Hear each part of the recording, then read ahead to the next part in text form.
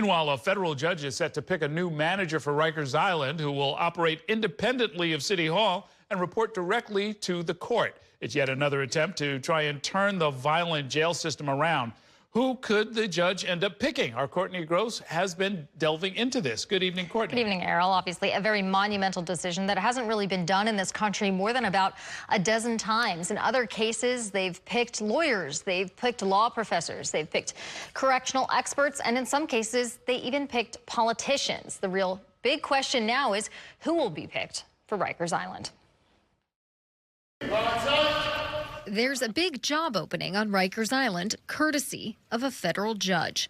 This week, Judge Laura Taylor Swain issued a sweeping decision to appoint an independent manager to take control of much of the operations of Rikers Island following years of violence and mismanagement. The final pages of that decision, the judge details what she is looking for. She says the manager should have management and correctional expertise, collaborative skills, excellent communication skills, too. And she has a list of questions they should be prepared to answer. The parties in the case, including the Legal Aid Society, will submit recommendations later this summer in August. We take to mean someone who has not been brought up in the dysfunction and learned helplessness that characterizes the New York City jails. Already, stakeholders are floating some names. I think you can come up with more than a handful of people who would be qualified. John Wetzel, who was the public safety commissioner in Pennsylvania. Another person that I deeply admire, don't know if he would be interested in it, would be Jeremy Travis. John Wetzel ran prisons in Pennsylvania and has been floated by multiple sources. He could not be reached for comment. Jeremy Travis is the former president of John Jay College for Criminal Justice. When reached by New York One, he said, "Never say never, but it's highly unlikely." Mark Cranston, former correction official on Rikers, has also seen his name floated. He told New York One he's always interested in Rikers Island. I think what we're going to need from a receiver is somebody with fresh ideas and new perspective, someone who has not just known Rikers, but has experience in other correctional systems. Stakeholders and experts acknowledge the challenges are tremendous for this new manager.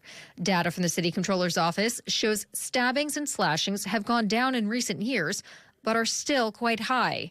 And the use of force among staff against detainees remains constant, just further complicating the road ahead. The biggest challenges, I think, are going to be ensuring that line officers and supervisory staff are actually bought into the idea of eliminating the dysfunction, or at least mitigating the dysfunction at Rikers. And the parties in this case will have to come together and come up with 4 recommendations. If they don't decide collectively on 4 people, they can submit individual recommendations, but cannot submit more than 4 to the judge later on this summer. Those recommendations, Errol, are due on August 29th. And from there, she will have an indeterminate amount of time to decide who is going to take this job. And we're assuming she'll pick from one of those 4. Presumably, but in the order and in these recommendations and the description for anyone who wants to submit a recommendation, she has her email in the order if you are interested in this position.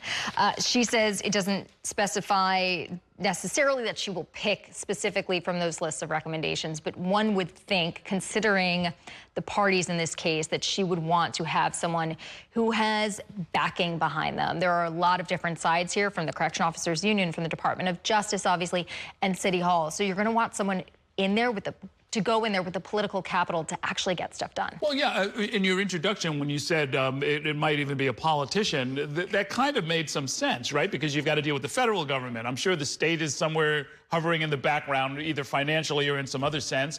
You've got to deal with the current administration, or perhaps a new one starting in January, and you've got to deal with the federal court. The person certainly has to have some political skill set to deal with all these competing interests. What I was referring to is back in the 70s, when Alabama was one of the first prison systems to be put under receivership. The governor named himself as the receiver.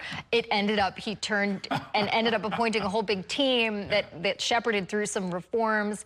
Some question whether or not it was actually successful in the end. In the long term, they've had some problems, obviously, recently. Right, right. Well, I imagine there are a number of retired political leaders of one stripe or another, some of whom have executive experience, some of whom actually have corrections experience. Yeah, there is a pool of people, a universe of people in the United States. And I was even asking some of these stakeholders, the people that are, going to be making these decisions, would you even look abroad? Would you look internationally?